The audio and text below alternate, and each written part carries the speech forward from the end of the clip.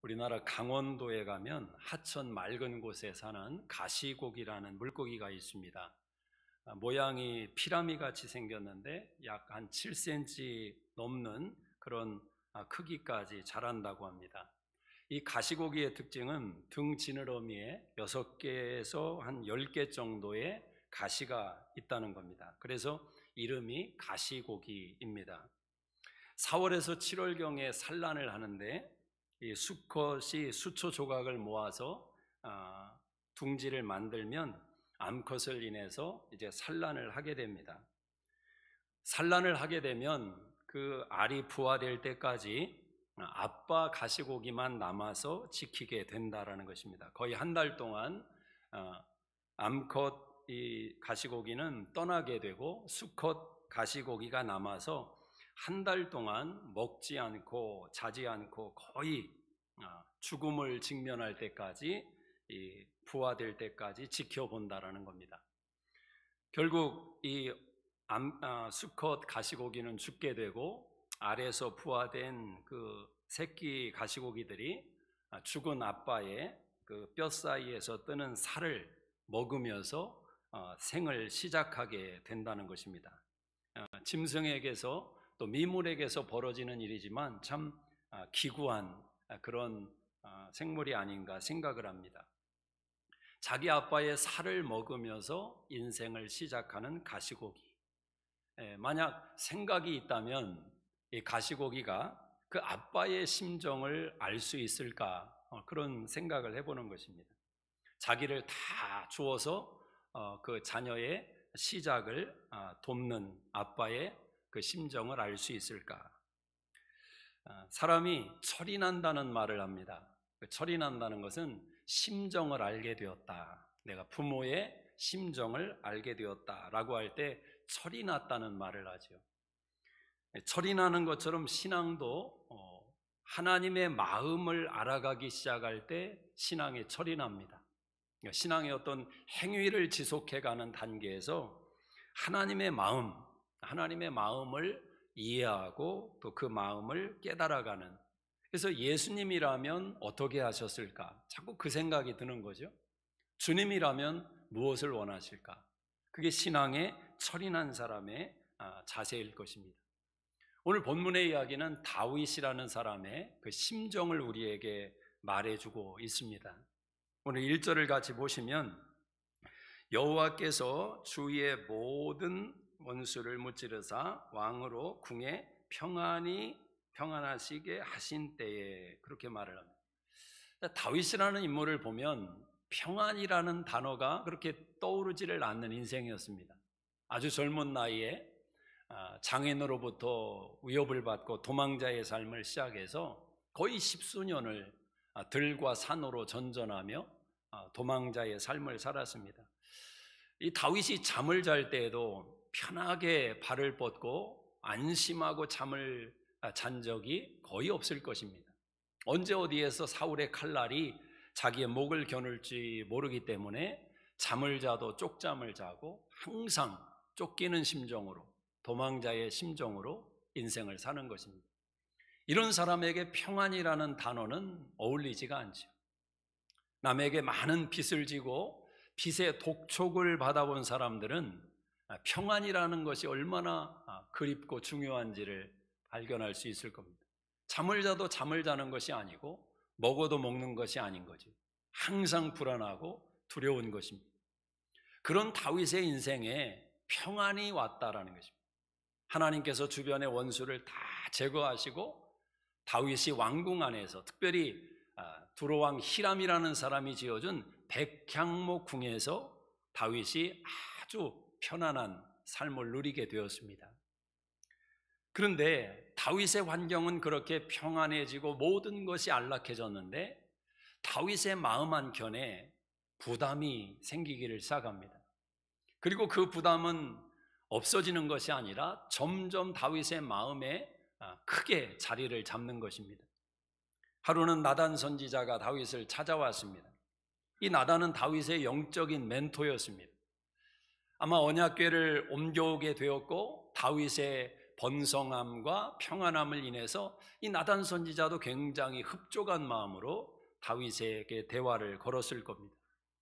근데 대화를 나누는 과정에서 다윗의 얼굴 속에 있는 근심을, 특별한 어떤 부담감을 나단이 느끼기를 시작합니다. 한참 대화 후에 다윗이 자신의 심정을 나단 선지자에게 털어놓는 것입니다. 그 고백이 무엇인가 하면 2절을 한번 보겠습니다. 2절 시작. 왕이 선지자 나단에게 이르되 볼지어다 나는 백향목궁에 살거늘 하나님의 궤는 휘장궤에 있도다. 다윗의 부담이 무엇이냐면, 나는 이렇게 좋은 백향목궁에 거하는데 하나님의 궤는 어찌하여 휘장 가운데 있는가, 장막 가운데 있는가. 이것이 다윗의 마음에 부담이 되었던 것입니다. 여러분, 사람의 본능이 그렇습니다. 배부르고 등 따스면 사람의 생각은 하나님에게로 옮겨지기보다 자기 육신에게 옮겨질 확률이 많습니다. 그래서 죄의 생각이 스물스물 올라오고, 또 가지고 있는 재력과 건강과 또 주변의 평안함을 인해서 죄의 미끼를 물어버리는 그런 어리석은 결정을 내릴 때가 참 많습니다. 사람이 힘들고 어려울 때 죄를 짓는 경우는 거의 없습니다. 물론 어려워서 죄를 짓기도 하겠지만 대부분의 죄는 먹고 살만하니까 죄를 짓는 것입니다. 먹고 살만하니까 죄에 노출이 되고 생각이 미혹을 받는 것입니다. 근데 다윗은 바로 그런 평안한 때에 하나님을 생각했다. 자, 이것이 인격이고 이것이 실력이라는 것입니다. 제가 종종 말씀드리지만 평안할 때 부르짖어야 합니다. 아무 문제가 없는데 기도의 자리에서 간절히 하나님을 찾습니다. 마치 주변 사람들이 보면 저 집에 큰 문제가 있나 보다 염려될 정도로 하나님을 찾는 그런 사람은 하나님이 부어주시는 축복이 날개를 달게 되는 것입니다. 그 하나님의 은혜와 평강을 유지해가는 것도 실력이고 능력인 것입니다. 다윗은 평안할 때 하나님을 생각했다라는 것입니다. 하나님의 집을 생각했다라는 것입니다. 저는 목회하면서 종종 이런 다윗과 같은 심정을 갖게 되는 성도님들을 경험할 때가 있습니다. 한 번은 이런 경우도 있었습니다. 어느 분이 오시더니 저한테 그러는 겁니다. 목사님, 교회 본당과 선교센터 카펫을 청소하고 싶습니다. 얼마나 경비가 될지 모르지만 본인이 다 감당할 테니 카펫을 청소하고 싶다는 겁니다.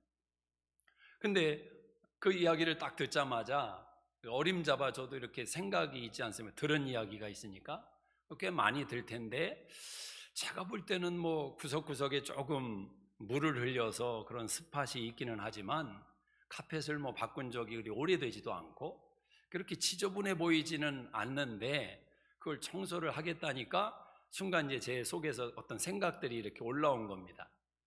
근데 그 다음에 전해지는 한마디를 듣고 제 생각을 다 눌러버렸습니다. 어떤 말이 왔냐면 본인이 이제 좋은 집으로 가게 되었는데 마음에 부담이 생기기를 시작한 겁니다. 교회를 생각하면서 그 집사님에게 카펫이 더러운 것이 느껴진 거죠. 목사보다 그 교회를 향한 심정이 좋았던 거예요. 그래서 그게 부담이 돼가지고 그렇게 가기 전에 청소를 했으면 좋겠다, 그 말을 들었을 때 저는 제 생각을 다 내려놓고 그렇게 하시라고 말씀을 드렸습니다. 하나님의 교회를 내가 살아가는 삶의 현실과 연결시킨다라는 것은 신앙의 아주 중요한 자세일 것입니다. 대화를 나누고 있던 나단 선지자가 다윗의 그 심정을 듣고 어떤 반응을 보였느냐? 자, 4절을 한번 보십시다. 4절 시작. 나단이 왕께 아뢰되 여호와께서 왕과 함께 계시니 마음에 있는 모든 것을 행하소서 하니라. 자, 이 나단 선지자는 기도해 보지도 않습니다. 아니, 다윗이 소원을 가지고 있지만 하나님께 한번 물어보기라도 해야 될진데 나단 선지자가 어떻게 반응하냐면 하나님이 함께 하시니까 왕의 마음에 있는 모든 것을 행하십시오. 저는 나단 선지자가 다윗의 이 심정을 간파했다고 생각합니다. 이 사람이 마음 중심에 있는 심정을 보면 사실은 더 계산할 필요가 없는 것입니다. 그 중심을 보게 되면 인생을 걸게 되는 거죠. 남녀 사이에도 마찬가지입니다. 마음 중심을 알고 나면 그 사람에게 내 인생을 기꺼이 맡길 수 있는 결단을 하게 되는 것입니다. 자, 나단 선지자는 말합니다. 왕의 마음에 있는 모든 것을 행하십시오. 모든 것을 행하십시오. 자, 그런데 하나님이 그 상황을 다 지켜보고 계십니다. 그리고 하나님이 나단에게 말씀을 하십니다. 4절을 한번 봅시다. 시작. 그 밤에 여호와의 말씀이 나단에게 임하여 이르시되 가서 내 종 다윗에게 말하기를 여호와께서 이와 같이 말씀하시되 내가 나를 위하여 내가 살 집을 건축하겠느냐? 내가 이스라엘 자손을 애굽에서 인도하여 내던 날부터 오늘까지 집에 살지 아니하고 장막과 성막 안에서 다녔나니 이스라엘 자손과 더불어 다니는 모든 곳에서 내가 내 백성 이스라엘을 먹이라고 명령한 이스라엘 어느 지파들 가운데 하나에게 내가 말하기를 너희가 어찌하여 나를 위하여 백향목집을 건축하지 아니하였느냐고 말하였느냐. 자, 하나님이 나단에게 말씀을 하시는데 그 밤에 말씀을 하십니다. 하나님도 급하셨던 겁니다. 그 상황을 보시고 들으신 하나님께서 더 기다릴 수가 없습니다. 그 밤에 나단에게 나타나셔서 너 빨리 다윗에게 가서 내 말을 전하라는 것입니다. 자, 하나님의 말씀은 무엇입니까?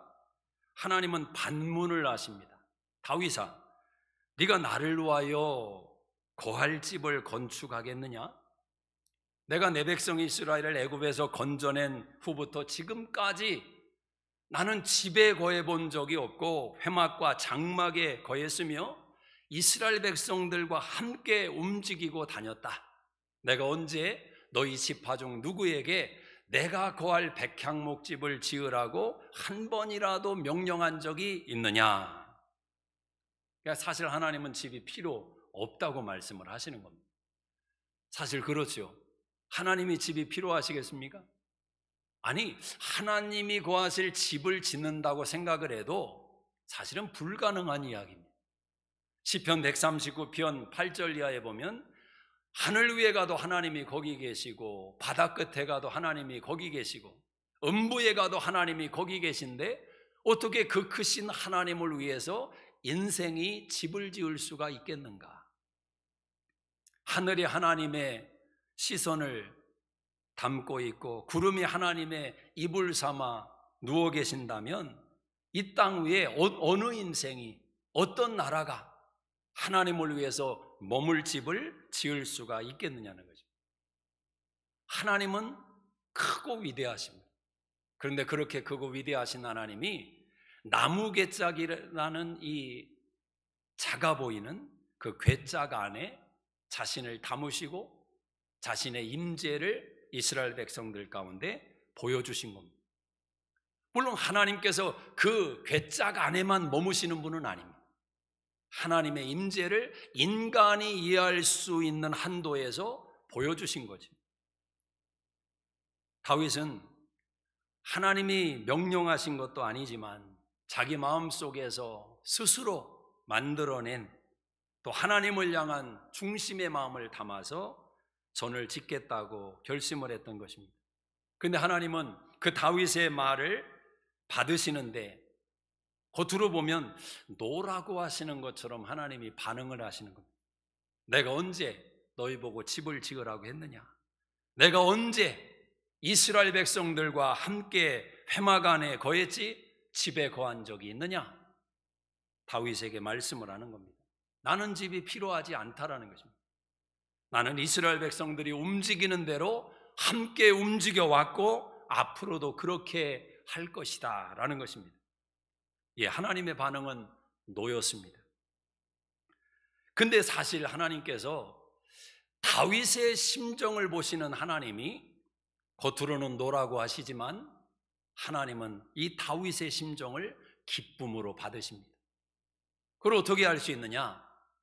솔로몬을 통해서 다윗이 마음에 품었던 성전은 건축이 되고, 아니 멀리 갈 것이 아니라 오늘 다윗에게 말씀하시는 하나님이 8절부터 계속해서 쏟아내시는 말씀이 무엇이냐면 축복의 말씀을 쏟아붓고 있습니다. 여러분 한번 보시겠습니까? 8절 한번 보십시오. 그러므로 연결입니다. 이것은 이전에 1절부터 7절의 내용을 근거해서 하나님이 말씀하는 겁니다. 자, 8절 시작. 그러므로 이제 내 종 다윗에게 이와 같이 말하라. 만군의 여호와께서 이와 같이 말씀하시기를 내가 너를 목장 곧 양을 따르는 데에서 데려다가 내 백성 이스라엘의 주권자를 삼고 내려가는 모든 곳에서 내가 너와 함께 있어 내 모든 원수를 내 앞에서 멸하였은즉 땅에서 위대한 자들의 이름같이 내 이름을 위대하게 만들어주리라. 내가 또 내 백성 이스라엘을 위하여 한 곳을 정하여 그를 심고 그를 거주하게 하고 다시 옮기지 못하게 하며 악한 종류로 전과 같이 그들을 해하지 못하게 하여 전에 내가 사사에게 명령하여 내 백성 이스라엘을 다스리던 때와 같이 아니하게 하고 너를 모든 원수에게서 벗어나 편히 쉬게 하리라. 여호와가 또 이와 같이 이르노니 여호와가 너를 위하여 집을 짓고 내 수완이 차서 내 조상들과 함께 누울 때 내가 내 몸에서 날 내 씨를 내 뒤에 세워 그의 나라를 견고하게 하리라. 그는 내 이름을 위하여 집을 건축할 것이요 나는 그의 나라 왕위를 영원히 견고하게 하리라. 나는 그에게 아버지가 되고 그는 내게 아들이 되리니 그가 만일 내게 죄를 범하면 내가 사람의 때와 인생의 채찍으로 징계하려니와 내가 내 앞에서 물러나게 한 사울에게서 내 은총을 빼앗은 것처럼 그에게서 빼앗지는 아니하리라. 숨 넘어갑니다. 숨 넘어가.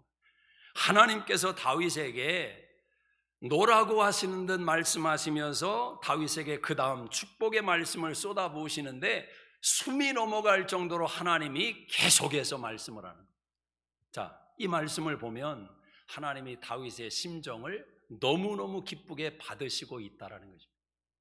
여러분 인생 속에서도 말과 심정이 다르게 느껴질 때가 종종 있습니다. 이 말은 분명히 노인데 심정은 노가 아닌 경우가 있죠. 그래서 우리가 말만 듣고 행동하면 어리석은 자가 됩니다. 심정을 알 때 지혜자가 되는 것입니다. 아주 오래전에 한번 제가 전도사 때 사례비를 좀 받아가지고 저희 어머니에게 화장품 선물을 한번 한 적이 있습니다. 기억이 아주 좋은 것, 화장품 가게에 가서 제일 좋은 걸 하여튼 골랐던 것 같아요. 그걸 갖다가 이제 드렸는데 그 드리고 나서 이제 또 시간이 지났죠. 그 어느 날 어머니 이제 쓰시는 방에 딱 이렇게 가봤는데 그 화장품이 그대로 있는 거예요. 한 번도 안 쓰신 거예요. 아니, 그래 물었죠. 저거 왜 안 썼냐고. 그랬더니 뭐 안 쓰신 거예요, 그냥.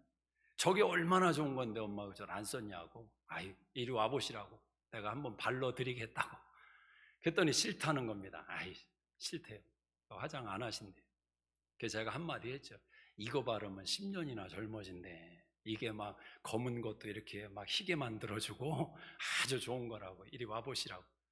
그랬더니 저희 어머니 반응이 졸라나 하시더니 살짝 누우시는 거죠. 네. 만약에 제가 이거 왜 안 바르셨어요? 이거 좋은 건데. 아니, 나 그거 안 할 거야. 그래요? 그럼 제 집사람 갖다 줄게. 그랬으면 그날로 저는 이제 집에 못 가는 겁니다.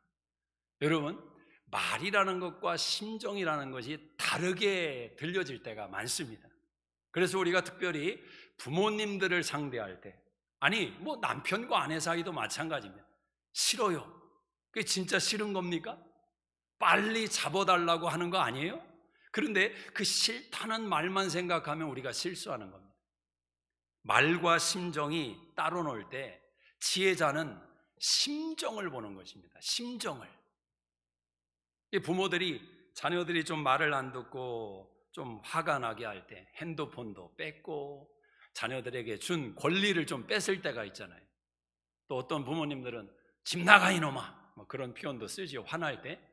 저희 어머니도 그런 표현을 좀 쓰셨어요. 근데 뭐라고 하셨냐면 저희 어머니는 조건을 다셨어요.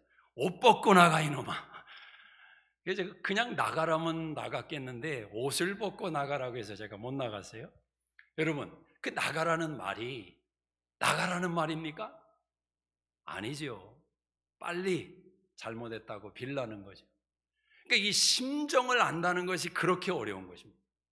인생을 살아가면서 사람과 사람 사이에도 심정을 아는 지혜가 필요하다면 하나님을 섬기는 하나님의 자녀들이 하나님의 마음을 아는 것, 심정을 아는 것 얼마나 중요하겠습니까? 얼마나 중요하겠습니까? 다윗이 지금 하나님을 위해서 집을 짓겠다고 하는 것, 사실 하나님 입장에서 본다면 그게 무슨 하나님이 보실 때 도움이 되겠으며 유익하겠으며, 여러분, 만물이 하나님의 것인데 내가 하나님을 위해서 이걸 하겠습니다, 그것이 도대체 무슨 큰 의미가 있겠느냐는 겁니다. 겉으로 볼 때는.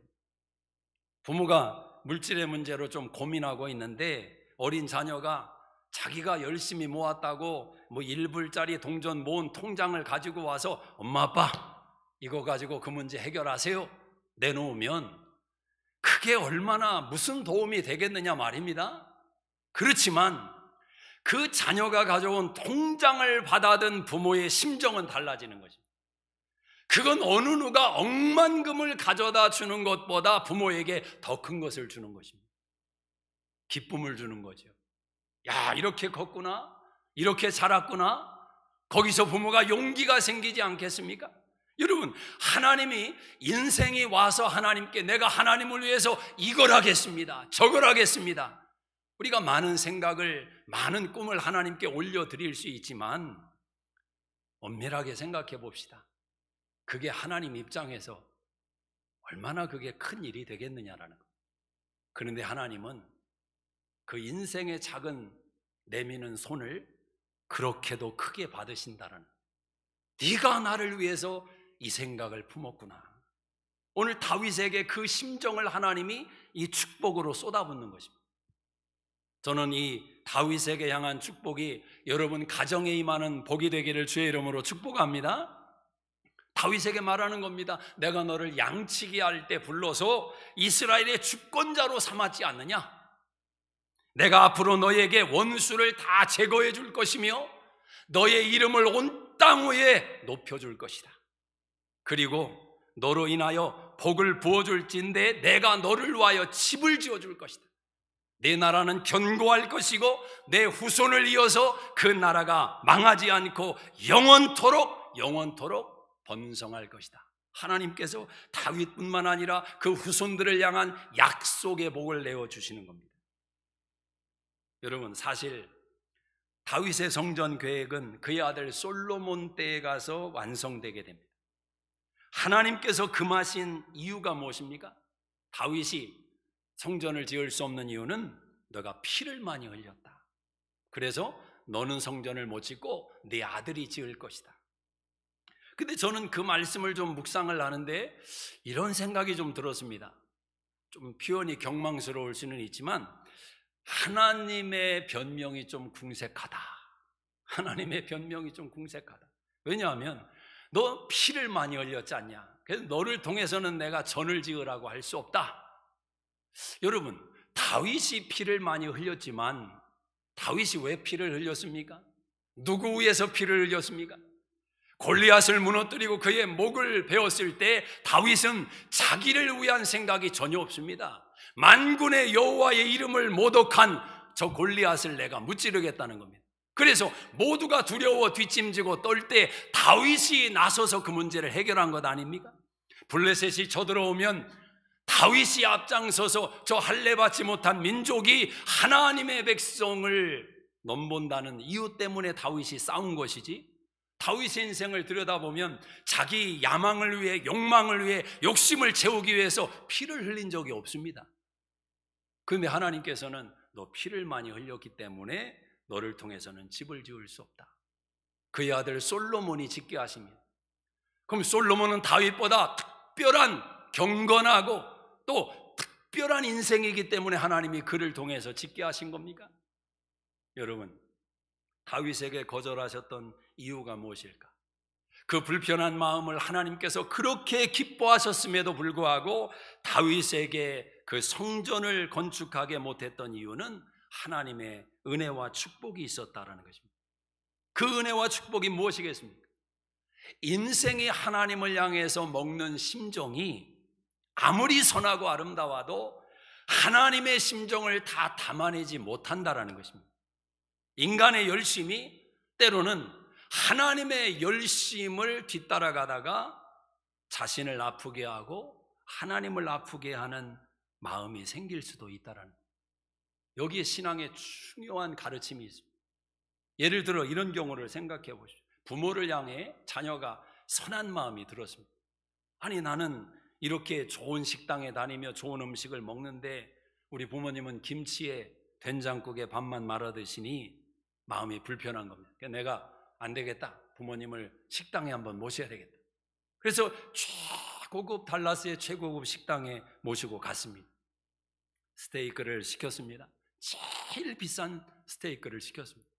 근데 부모님이 그 스테이크를 한 조각 쓱 자르더니 먹으시면서 야, 맛있다 그러더니 그 다음부터는 칼을 들지 못하고 포크를 내려놓고 있는 겁니다. 맛이 없는 거죠. 그래서 속에 잘 받지를 않는 겁니다. 고기도 먹어본 사람이 먹는다고. 그래서 못 먹고 있는데 그 모습을 지켜보는 자식이 한마디 하지 않겠어요? 이거 좀 더 드시라고, 이거 이 집에서 제일 좋은 거라고, 제일 비싼 거라고 자꾸 먹으라고 하는데 먹으면 토할 것 같은데 어떻게 먹습니까? 끝내 먹지를 못한단 말입니다. 그럼 자식이 부모를 위해서 선한 마음을 품었다가 마음속에 은근히 짜증이 밀려오기를 시작하는 겁니다.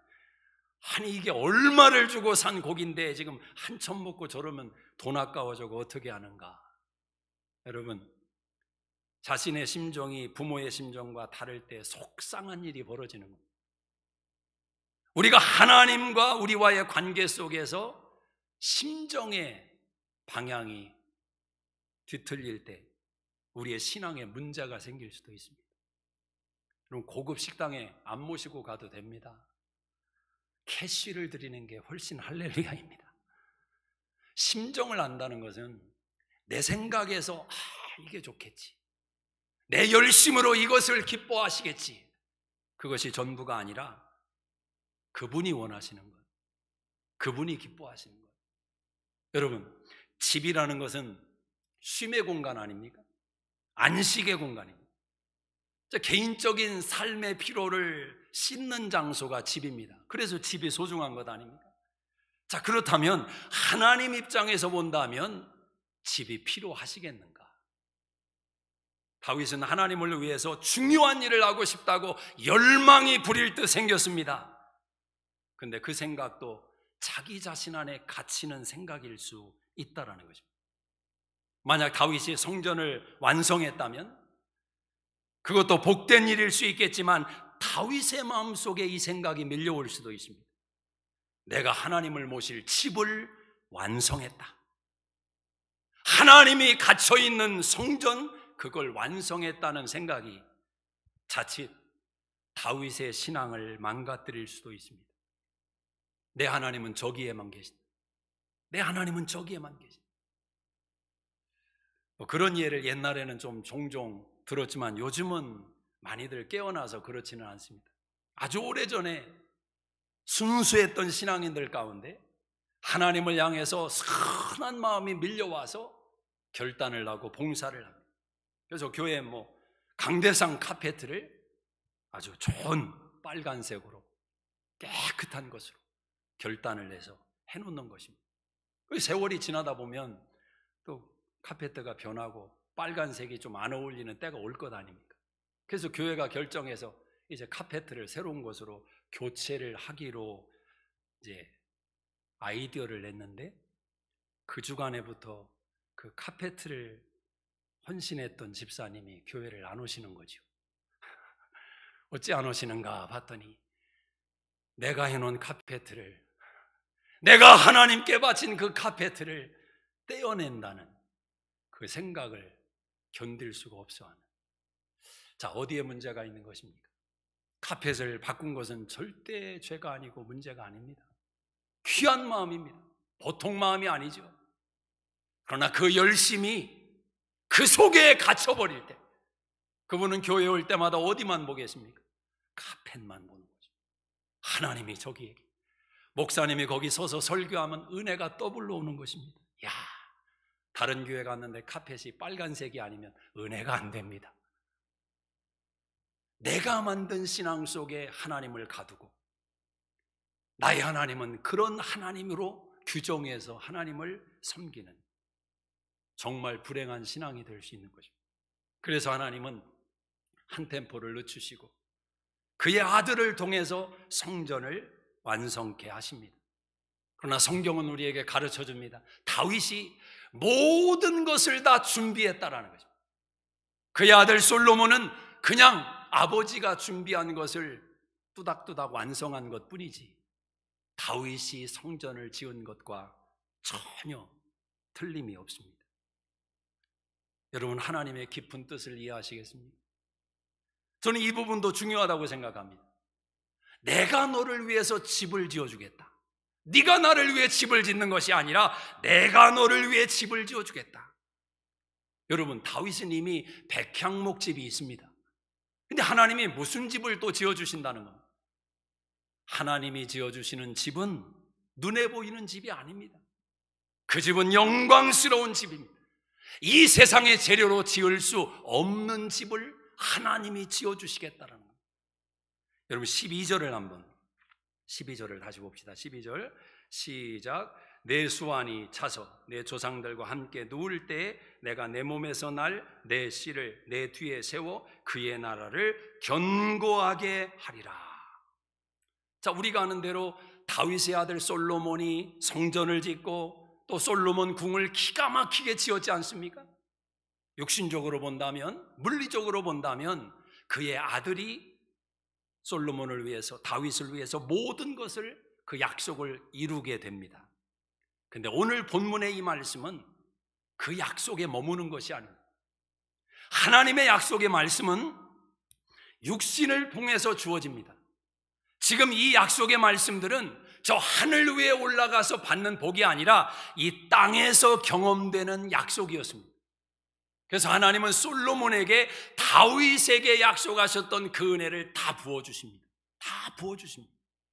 근데 여러분, 다윗에게 약속하셨던 그 복은 솔로몬에게 물리적으로 제한되고 국한된 복이 아니라 그것을 뛰어넘어서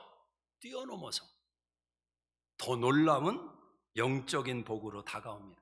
오늘 12절에도 가만히 보시면, 자세히 보시면 내게서 날 씨라고 하지만 거기에 중요한 표현이 무엇입니까? 내 수완이 차서 내 조상들과 함께 누울 때에 내가 내 몸에서 날 내 씨를 내 뒤에 세워 그의 나라를 견고하게 하리라. 그러니까 지금 다윗은 이미 솔로몬을 낳았습니다. 근데 지금 하나님이 하시는 말씀은 다윗 내가 죽을 때 조상들과 함께 누울 자리로 갈 때에 너에게서 날 씨가 너를 위해서 집을 지을 것이고 그의 나라가 견고할 것이다. 그 지금 이 말씀 속에는 겉으로 볼 때는 다윗이 솔로몬을 낳고 솔로몬을 향한 성취의 이야기 같지만 사실은 솔로몬을 뛰어넘어서 진정한 솔로몬으로 오시는 그분을 인해서 이루어질 약속을 말씀하는 거예요. 여러분, 솔로몬의 이름 가운데 여디디아라는 말이 있습니다. 사랑받는 자, 아버지로부터 사랑받는 자. 솔로몬은 다윗의 사랑을 극진하게 받았습니다. 그러니까 서열을 뛰어넘어서 이 솔로몬이 왕을 계승하지 않습니까? 사랑을 극진하게 아버지의 사랑을 극진하게 받았어요. 그런데 오늘 성경이 약속하는 다윗의 씨로 오시는 그분도 아버지의 사랑을 극진하게 받으실 분이었습니다. 그분이 바로 예수님이죠.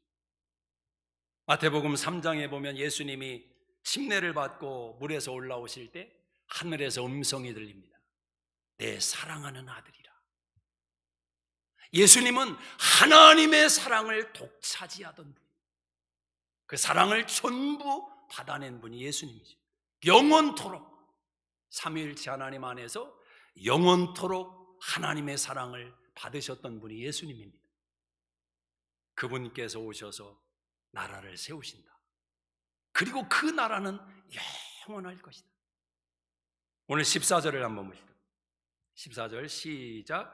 나는 그에게 아버지가 되고 그는 내게 아들이 되리니 그가 만일 죄를 범하면 내가 사람의 때와 인생의 채찍으로 징계하려니와 내가 내 앞에서 물러나게 한 사울에게서 내 은총을 빼앗은 것처럼 그에게서 빼앗지는 아니하리라.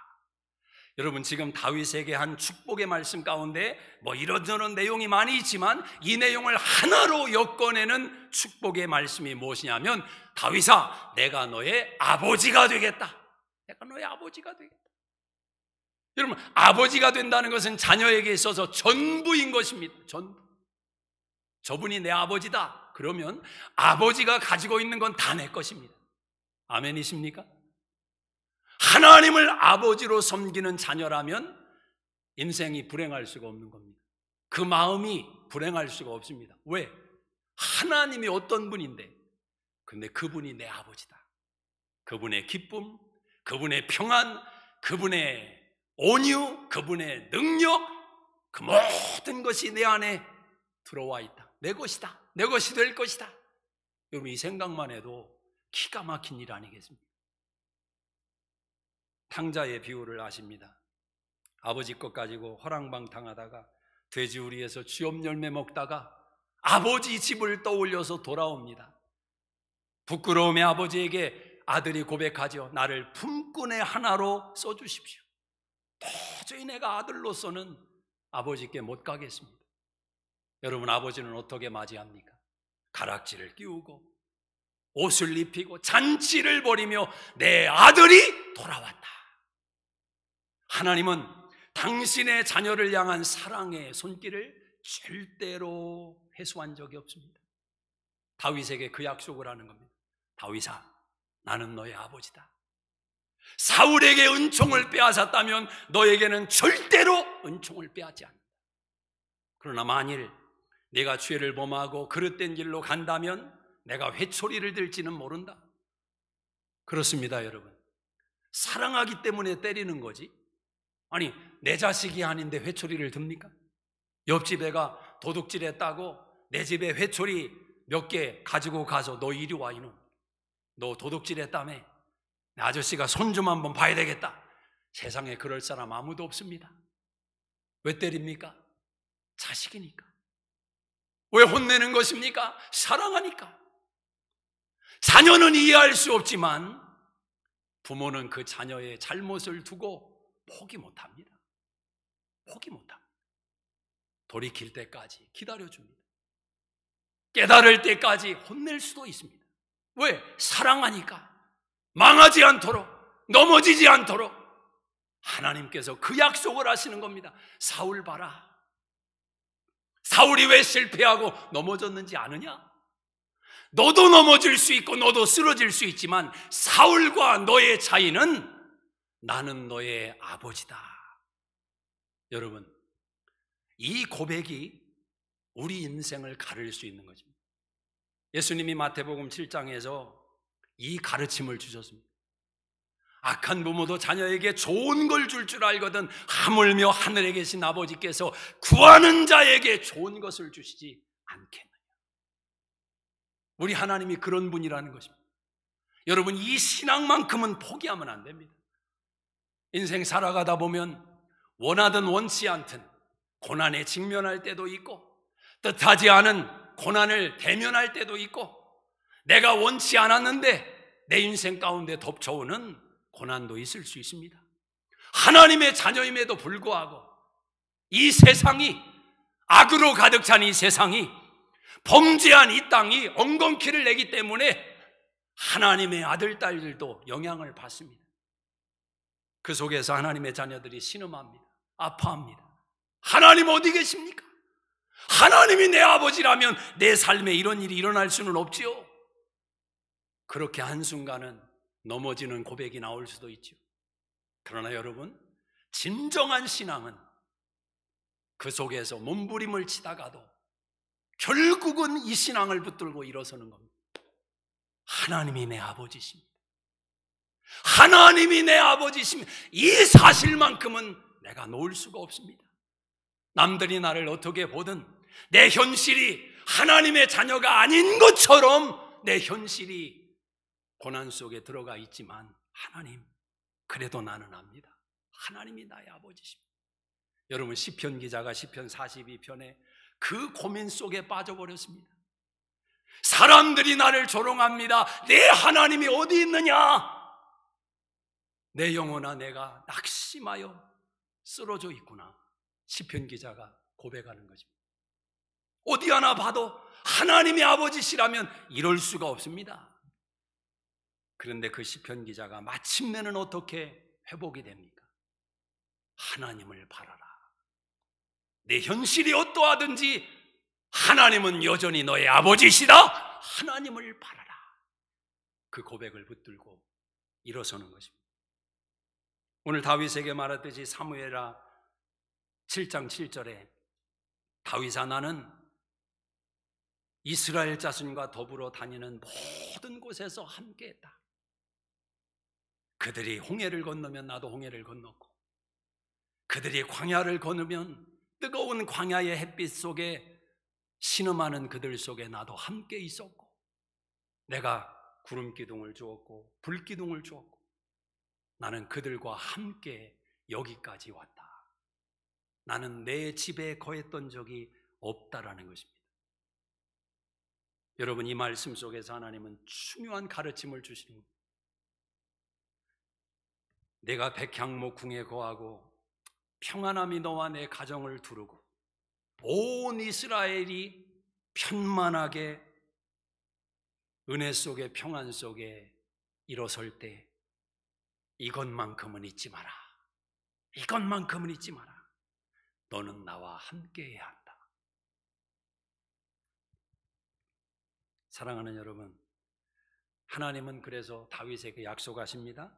내 씨에서 날 자가 너를 위해 집을 지을 것이다. 하나님께서는 예수님을 인간으로 보내주셔서 그 예수님의 이름 속에 임마누엘을 담아주셨습니다. 하나님이 우리와 함께 하신다. 그리고 그 이름 속에서 우리가 집을 얻게 하신 것입니다. 그래서 우리는 예수 안에서, 오늘도 예수 안에서 하나님을 찾고, 예수 안에서 기뻐하고, 예수 안에서 평안을 누리고, 예수 안에서 그 하나님을 아버지로 섬기는 줄로 믿습니다. 서두에 말씀드린 그 가시고기를 주제로 가시고기라는 조창인 시인의 소설이 나온 적이 있습니다. 그 소설의 내용 가운데 참 은혜되는, 감동되는 장면이 여러 군데가 있는데요, 10살 되는 다음이라는 아들과 살아가는 아빠의 이야기였습니다. 그런데 이 다음이가 백혈병에 걸려버린 겁니다. 골수를 뽑아내기 위해서 살을 찢고 뼈 사이에서 그 골수를 채취하는 과정 속에 이 아이가 자지러지는 겁니다. 너무너무 고통스러워하는 아들을 보면서 이 아빠가 도저히 참을 수 없어서, 선생님, 얼마나 내 아들이 고통을 받아야 죽는 겁니까?